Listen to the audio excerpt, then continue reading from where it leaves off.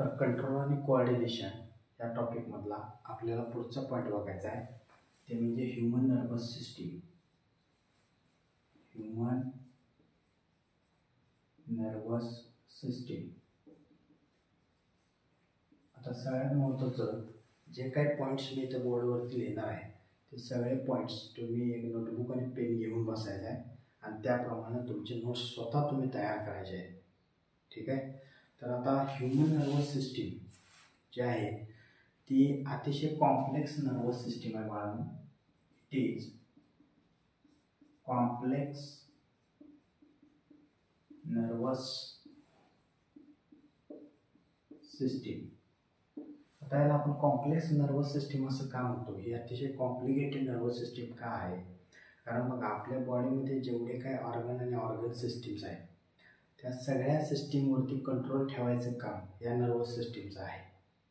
त्याचबरोबर जेवढ्या काही मेटाबॉलिक ॲक्टिव्हिटीज, केमिकल रिॲक्शन्स आपल्या बॉडीमध्ये घडतात, all those are regulated and controlled by our nervous system.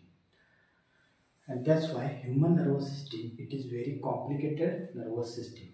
Now this nervous system is made by, कशापासून बनलेले? Made by central nervous system, that is CNS, then PNS and ANS.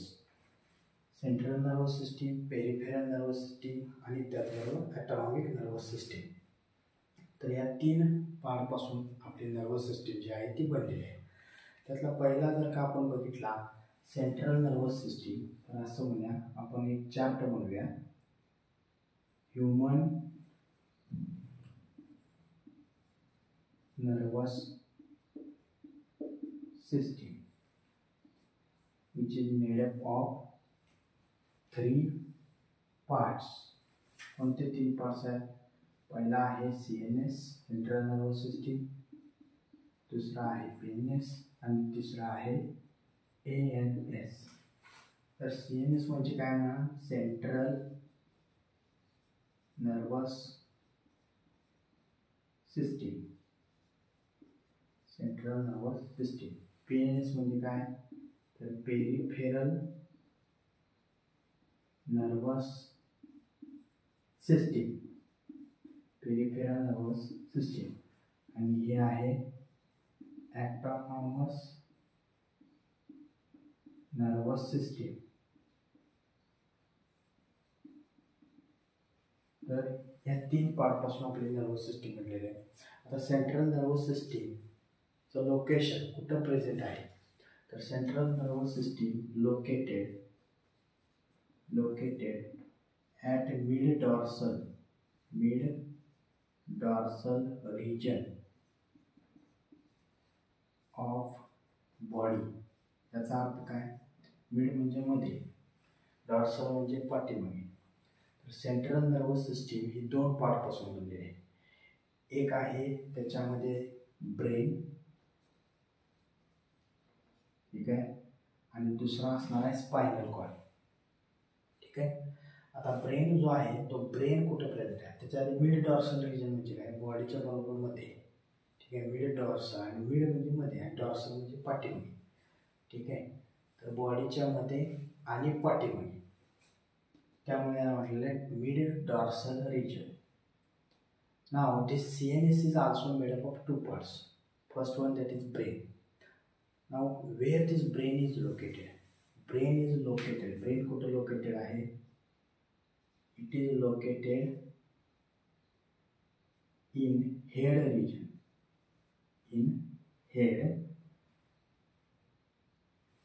Head region मध्ये located आहे. आणि तो कशामध्ये present आहे? तर inside head region, inside the head region into cranium cavity.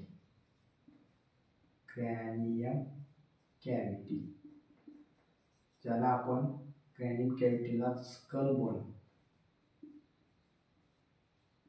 किंवा बोनी बॉक्स असं देखील म्हणतो. तर हा ब्रेन जो आहे तो क्रॅनियम कॅव्हिटीमध्ये प्रेझेंट आहे. त्यानंतर दुसरा आहे ब्रेन, हा पहिला पार्ट झाला. दुसरा आहे स्पायनल कॉर्ड. Spinal cord. तर स्पायनल कॉर्डचं लोकेशन काय सांगणार? स्पायनल कॉर्ड कुठे आहे? तर it is located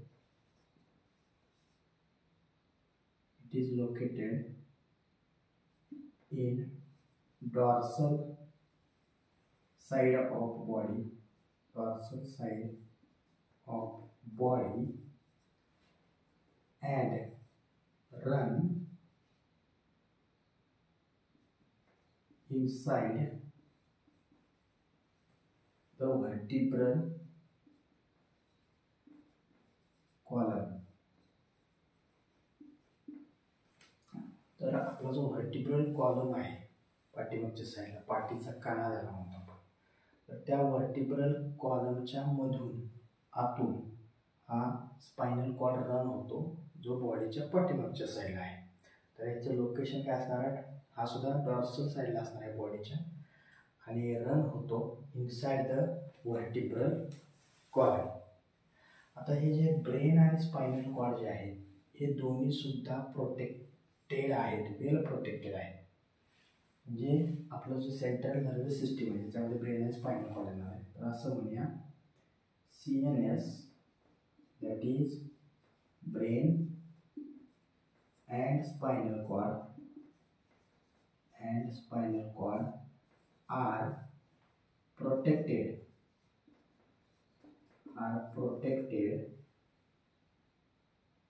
by 3 layers, and those layers are called meninges. Okay, those 3 layers are called as meninges. याच्याबद्दल आपण बघणार आहे. हे झालं CNS बद्दल. त्यानंतर पेरिफेरल नर्वस सिस्टीम. आता पेरिफेरल नर्वस सिस्टीम मध्ये काय येणार आहे किंवा कशाला म्हणणार पेरिफेरल नर्वस सिस्टीम? तर it is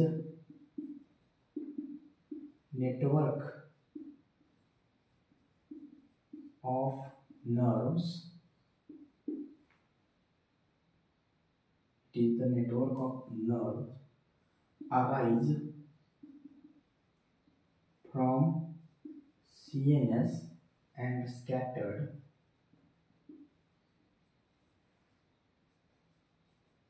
throughout the body. That is called as peripheral nervous system. Simply सांगायचं तर all nerve fibers which are arising from central nervous system, which are called as peripheral nervous system. आणि हा जो peripheral nervous system आहे त्याचं function आपण काय सांगू शकतो? तर it control all the somatic responses. Control all somatic responses. Somatic responses म्हणजे ज्या काय ऐच्छिक फंक्शन करणारे आपल्या बॉडीचे पार्ट्स आहेत, म्हणजे हँड असो, आयलिडचं मुवमेंट असो, फेशियल एक्सप्रेशन असो, लेगची मुवमेंट असो, all these movements or all these responses which are called as somatic responses, those are controlled by peripheral nervous system, and it also control the willing activity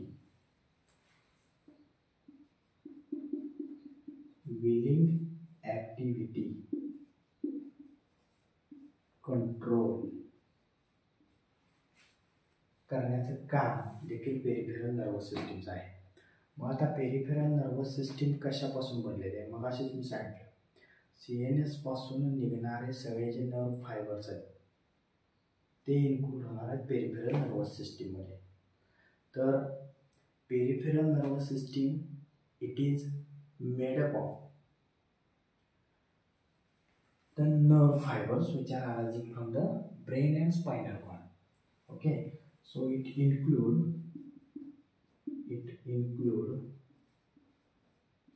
12 cranial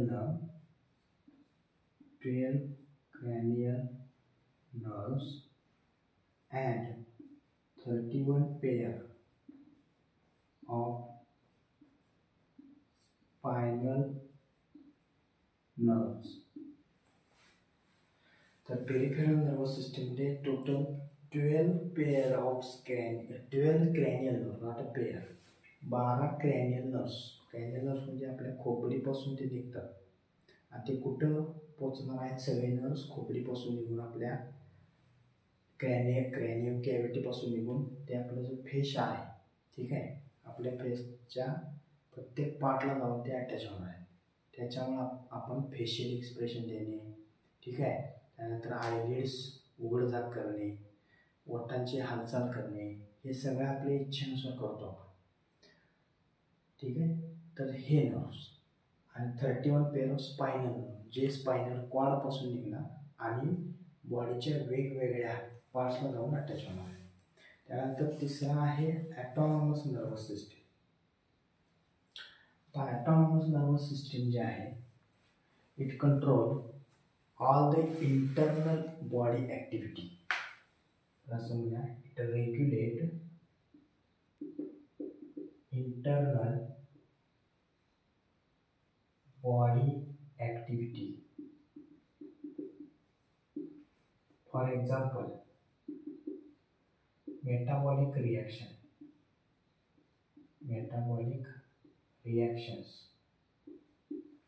Okay, then all system म्हणजे कसल्या system, respiratory system, digestive system आली, ठीक आहे, excretory system. तर या सगळ्या system ज्या आहेत ते रेग्युलेट करणे. All systems are regulate and control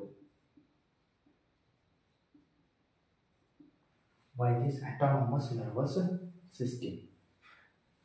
मग आता हे जे रेग्युलेशनचं काम आहे, ठीक आहे, याच्यामध्ये आपण असं म्हणू शकतो की all those activity of our body ज्यांच्यावरती आपण कंट्रोल ठेवू शकत नाही, ठीक आहे.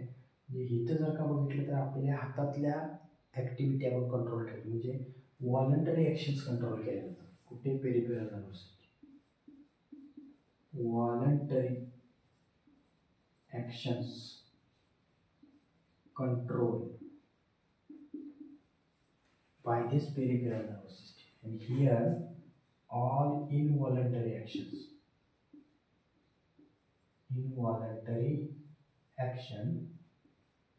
are controlled by this autonomous nervous system. म्हणजे कोणत्या activity, metabolic activity, chemical reaction आपल्या बॉडीमध्ये आपण कंट्रोल ठेवू शकत नाही. सगळे जे काय रेस्पिरेटरी सिस्टीम आहे, डायजेस्टिव्ह सिस्टीम आहे, एक्सक्रिटरी सिस्टीम आहे, यांच्या फंक्शनवरती देखील आपण कंट्रोल ठेवू शकत नाही. आता ॲटॉनॉमस नर्वस सिस्टीमचे 2 पार्ट्स आहेत. कोणते, सिम्पॅथॅटिक नर्वस सिस्टीम आणि पॅरासिम्पॅथॅटिक नर्वस सिस्टीम. तर याचे 2 पार्ट्स आहेत. कोणते बघा, एक आहे sympathetic nervous system, sympathetic nervous system, आणि दुसरा आहे पॅरासिम्पॅथेटिक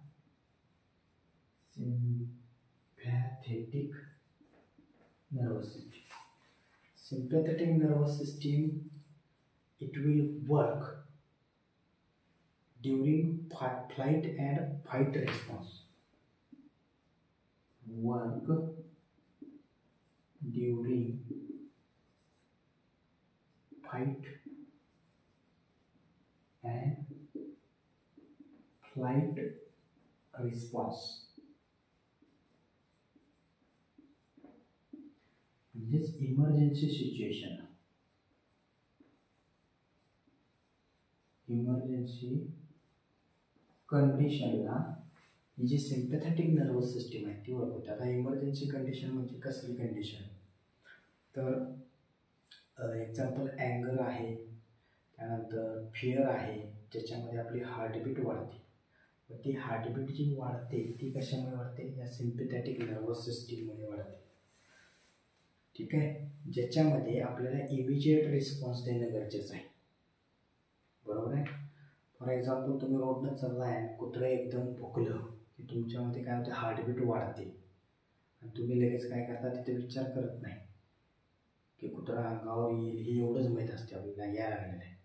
मग येऊ दे का नको याचा विचार करतो का, पण नाही, लगेच दगड घेतो, काठी घेतो, काहीतरी घेतो आणि त्याला मारतो.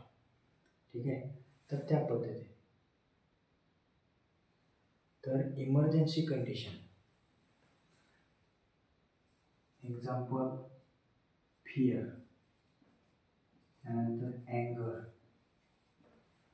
ठीक आहे, त्यावेळी आपली हार्टबीट जी आहे ती इन्क्रीज होते आणि त्यावेळी आपण इमिजिएट रिस्पॉन्स देणं गरजेचं असतं.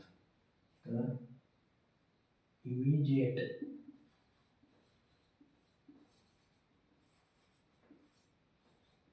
रिस्पॉन्स आपण देतो आणि ते कशामुळे देतो, सिम्पॅथेटिक नर्वस सिस्टीममुळे. आता पॅरासिम्पॅथेटिक नर्वस सिस्टीम जी आहे, it is antagonist to the sympathetic nervous system. antagonist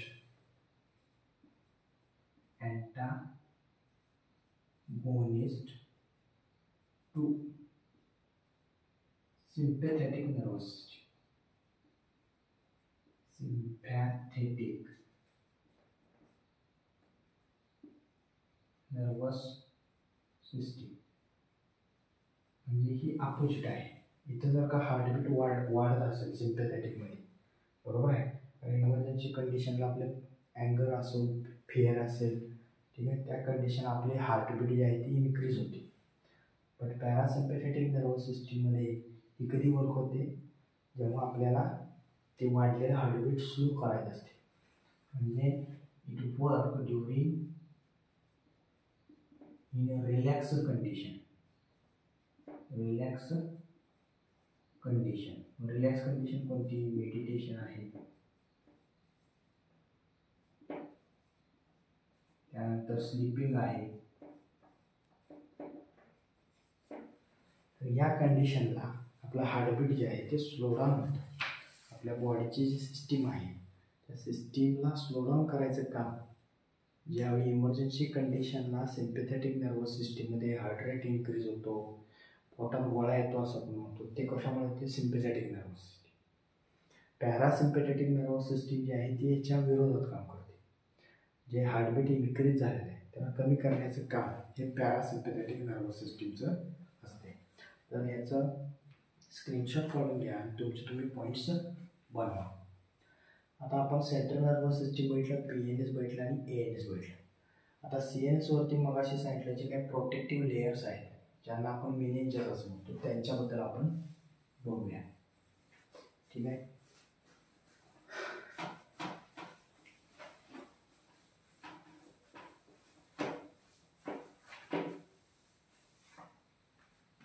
तर meninges.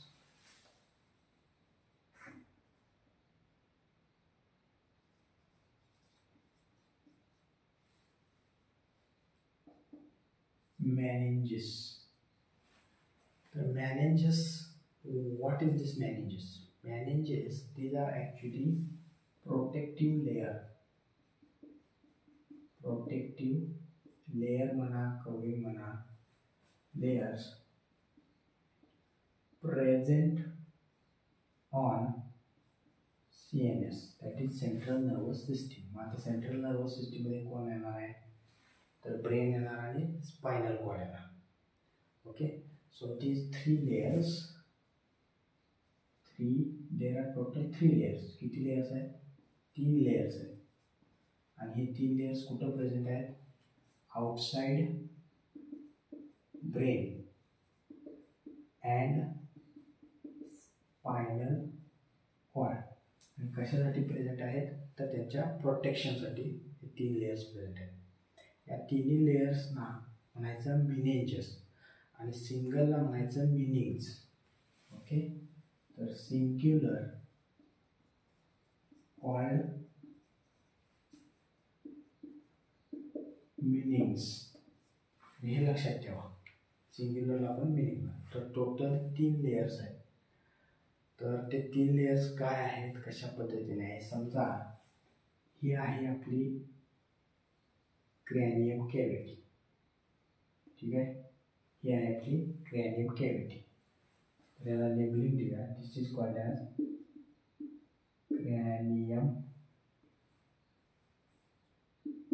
cranium cavity, which is also called as bony box or skull bone. Okay, then below this cranium cavity there is a outermost tough layer which is closer to this cranium cavity. तर हा जो layer आहे, पहिला layer असणार आहे हा first layer. This is the first layer. ठीक आहे, नाव देऊया, लेबलिंग देऊया आपण. This is called as dura mater. Dura mater जो आहे तो फर्स्ट लेयर, आपण त्याच्याबद्दल बघतोय. तर याच्याबद्दल काय सांगणार बघा. तर dura mater is the first outermost layer. दुसरा असं सांगू शकतो present below cranium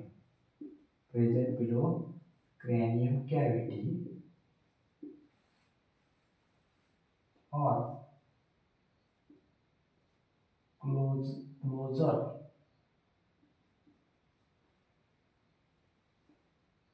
to cranium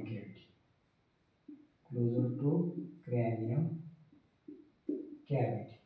त्याचबरोबर इट इज टफ, हार्ड आहे. इट इज टफ, रिजिड आहे, टफ आहे, नॉन व्हॅस्क्युलर आहे.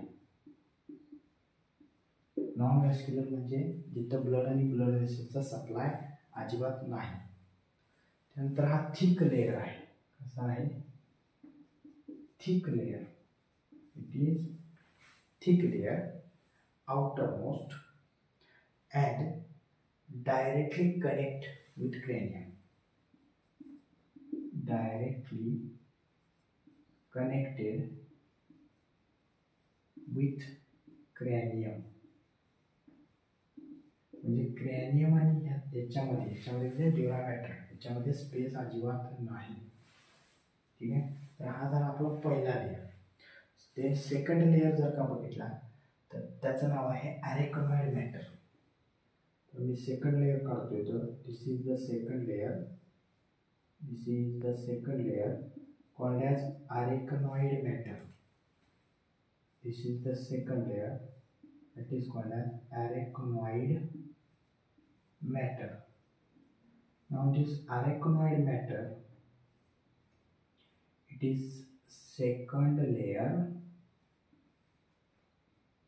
मिडल आहे तो, कारण याच्यानंतर अजून एक लेयर असणार आहे middle layer. Then it is thin. Okay, it is thin.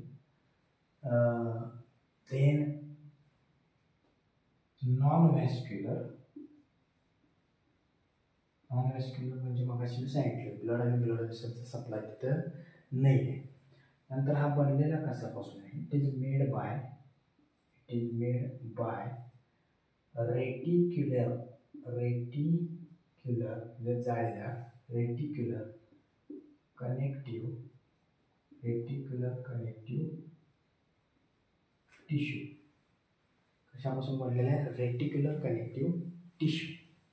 आता इथं जर का तुम्ही बघितला, हा आहे ड्युरा मॅटर. दुसरा लेयर मी काढला अरेकनॉइड मॅटर. ड्युरा मॅटर जो आहे तो कनेक्टेड आहे कम्प्लिटली कोणाला, क्रॅनियम कॅव्हिटीला. त्यानंतर स्पेस आहे, त्यानंतर आहे अरेकनॉइड मॅटर. तर ह्याच्यामध्ये जो स्पेस आहे त्या स्पेसला पण नाव देऊ. This space is called as subdural space. काय म्हणायचं त्याला, subdural space. And in this space there is a fluid called as serous fluid. Okay, next point असं म्हणूया, space between dura and arachnoid matter is called as subdural space. Subdural space, which is filled with serous fluid.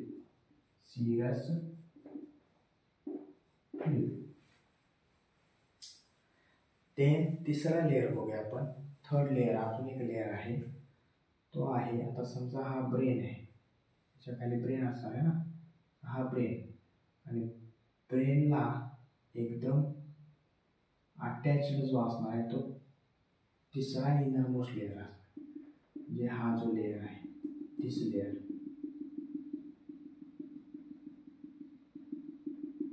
That is third layer.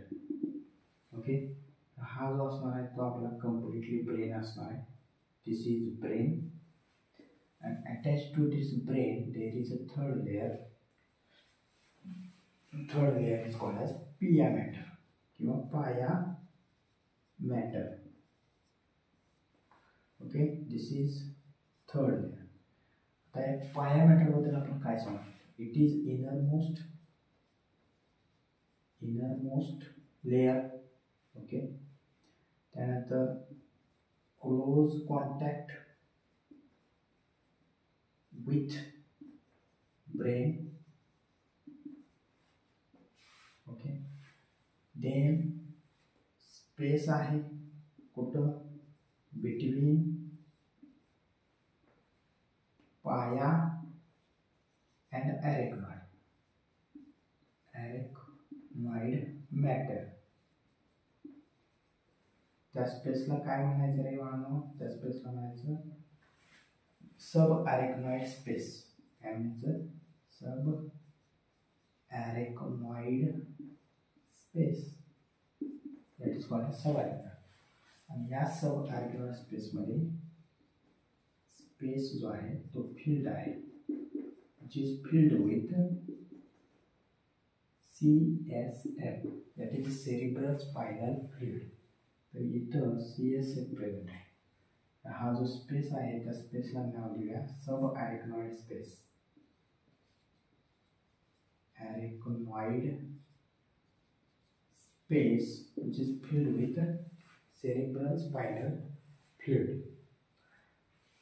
हा जो layer आहे तिसरा layer, हा highly vascular आहे, लक्षात ठेवा, हायली व्हॅस्क्युलर.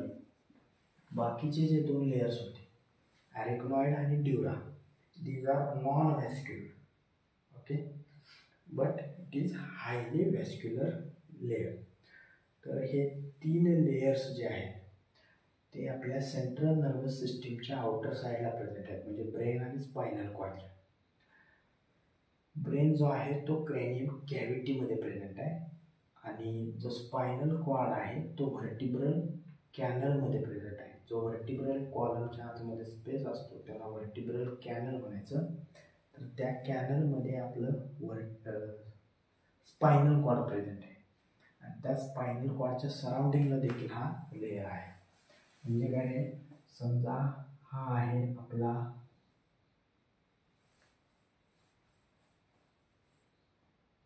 हा जर का व्हर्टिब्रल कॉलम असेल तर ह्याच्यामधला हा झाला व्हर्टिब्रल कॉलम,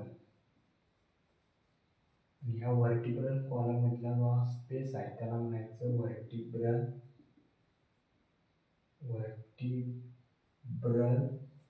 कॅनल. आणि त्याच्या आतमध्ये आपल्याला काय पाहायला मिळतो, हा vertebral column spinal cord spinal cord. आता व्हर्टिब्रल कॉलम आणि स्पायनल कॉर्ड याच्यामध्ये जो स्पेस आहे ज्याला आपण कॅनल म्हणणार, तर ह्याच्या सराउंडिंगला हे तीन लेयर्स प्रेझेंट आहेत. ठीक आहे, आणि हे तिन्ही लेयर्स हे प्रोटेक्शन करण्याचं काम करतात. ठीक आहे. तर आता एवढं झाल्यानंतर आता आपल्याला बघायचं आहे cerebral spinal fluid, that is CSF त्याच्याबद्दल.